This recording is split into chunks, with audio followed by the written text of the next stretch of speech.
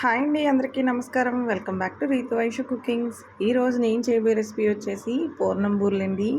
ఇది నేను వరలక్ష్మి వ్రతం కోసం స్పెషల్గా మనం పూర్ణం బూరెలు అనేది చేసుకుంటాం కదండి. ఈ పూర్ణం బూరెలు అనేది చాలా ఈజీగా నేను కొలతలతో చాలా సింపుల్గా ఎలా తయారు చేసుకోవాలనేది నేను మీకు చేసి చూపిస్తానండి. టేస్ట్ అనేది మాత్రం చాలా బాగుంటుంది. ఫస్ట్ టైం చేసిన వాళ్ళు కూడా దీన్ని చాలా ఈజీగా చేసేసుకోవచ్చండి. అంత టేస్టీగా ఉంటాయి, అలాగే అంత సింపుల్గా కూడా చేసుకోవచ్చు అనమాట. నేను ఏ కప్పుతో అయితే తీసుకుంటున్నానో పప్పు కానీ, శనగపప్పు కానీ, మినపప్పు కానీ, బెల్లం కానీ మొత్తం అంతా కూడా మీరు అదే కప్పుతో తీసుకోండి. అంటే మీరు గ్లాస్ పెద్దదైనా చిన్నదైనా మొత్తం మీరు దేంతో అయితే క్వాంటిటీ తీసుకుంటారో సేమ్ అదే మెజర్మెంట్స్తో అన్నీ తీసుకోవాలండి. నేను వీడియోలో చూపిస్తున్నట్టుగా నేను మీకు చిన్నది కొలతకి తీసుకున్నానండి. దాంతోనే నేను ఒక కప్పు వరకు పచ్చిశనగపప్పుని తీసుకొని ఒక గంట సేపు నానబెట్టుకున్నానండి. దాన్ని నేను 4 విజిల్లు వచ్చేంత వరకు మెత్తగా కుక్కర్లో వేసి ఉడికించుకున్నానండి.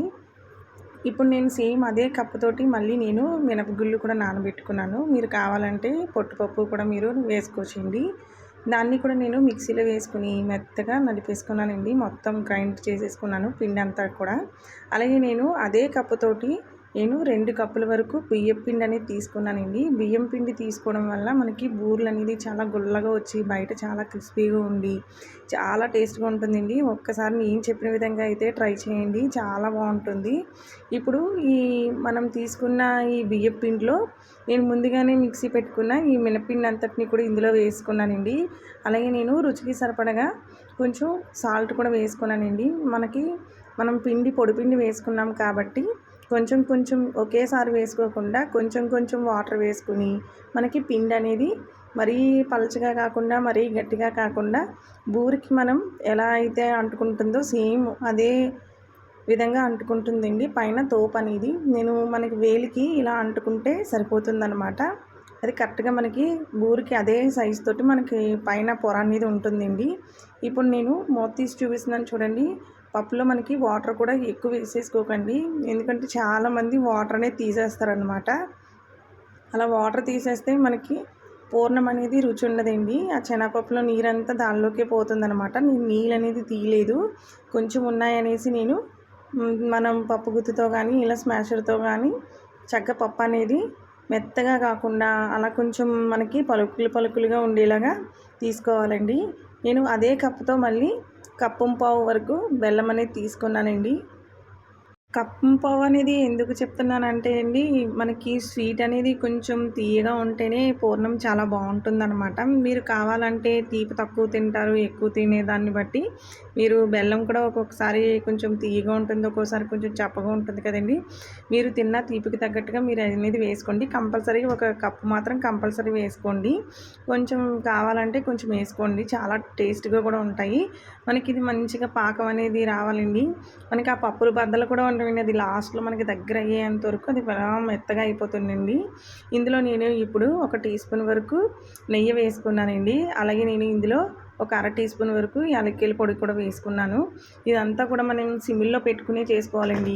ఇదే మనకి మెయిన్ టైం కూడా కొంచెం ఎక్కువ పడుతుందన్నమాట.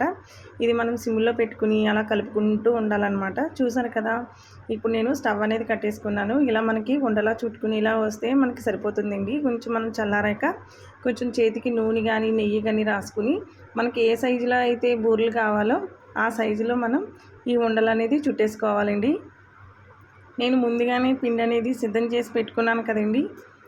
ఇప్పుడు ఇందులో మనం ఒక్కొక్కటిగా వేసేసుకుని, అంటే మీరు ఒక్కొక్కటిగా తీసుకుని వేసుకోవచ్చు. అంటే మనకి నూనె అనేది కాగిపోయి ఉంటుంది కాబట్టి ఈజీగా మనకి బూరెలు అనేది వచ్చేస్తాయండి. చాలా గుల్లగా వస్తాయి అన్నమాట. బయట చాలా క్రిస్పీగా ఉండి లోపల ఈ స్వీట్ ఉంటే అది చాలా అద్భుతంగా ఉంటుందండి ఈ బూరెలు అనేది. ఒక్కసారి నేను చెప్పిన విధంగా అయితే ట్రై చేయండి. బూరిని 2 వేలుతో తీసి ఇలా మనం వేసుకుంటే ఎక్స్ట్రా పిండి అనేది మనకి ఏం రాకుండా చక్కగా బూరెలకి కరెక్ట్గా రావాల్సిన విధంగా వస్తుందన్నమాట. ఒకసారి రాకపోయినా 2-3 సార్లు వేస్తే అవే వచ్చేస్తాయండి. చూసారు కదా, మనం వెంటనే కదిపేయకూడదండి. కొంచెం మనకి లైట్ గోల్డ్ కలర్ వచ్చేంత వరకు వేగించుకుని అప్పుడు కలుపుకోవాలండి. చూసారు కదా, దేనికదే విడిగా వచ్చేస్తుంది. అంటుకున్నాయని చెప్పేసి మనం గరిటె పెట్టి కదిపేయకూడదండి. ఎందుకంటే అప్పుడు మనం అలా చేయడం వల్ల ఒక్కొక్కసారి లోపల ఉన్న పూర్ణం బూరె అనేది చీదేస్తాయి అన్నమాట, అంటే బయటకు వచ్చేస్తాయండి. ఇప్పుడు మనకైతే ఈ పూర్ణం బూరెలు అనేది మంచి కలర్లోకి వచ్చినాయి కదండి. ఇప్పుడు మనం దీన్ని వేరొక ప్లేట్లోకి అనేది తీసుకున్నానండి. ఇవి మనం కన్నం పెట్టుకుని లోపల మనం నెయ్యి వేసుకుని తింటే వేడివేడి దాంట్లో చాలా అద్భుతంగా ఉంటాయండి. మీరైతే పూర్ణం బూరెల్ని ఎలా తయారు చేస్తారో నాకైతే కింద కామెంట్ బాక్స్లో తెలపండి. నేనైతే ఈ పూర్ణం బూరెలు అనేది చాలా ఇష్టంగా చేశాను. అలాగే చాలా టేస్ట్గా కూడా ఉంటాయండి ఈ పూర్ణం బూరెలు అనేది. మీరు కూడా తప్పకుండా అయితే ట్రై చేయండి. ఎలా వచ్చిందో నాకు కామెంట్ బాక్స్లో తెలపండి. ఇంకా మీరు ఇలాంటి రెసిపీస్ కోసం నా ఛానల్ని అయితే ప్లీజ్ లైక్ చేసి షేర్ చేయండి. ఇంకా ఇలాంటి టేస్టీ రెసిపీస్ కోసం ప్లీజ్ నా ఛానల్ని అయితే సబ్స్క్రైబ్ చేసుకోండి.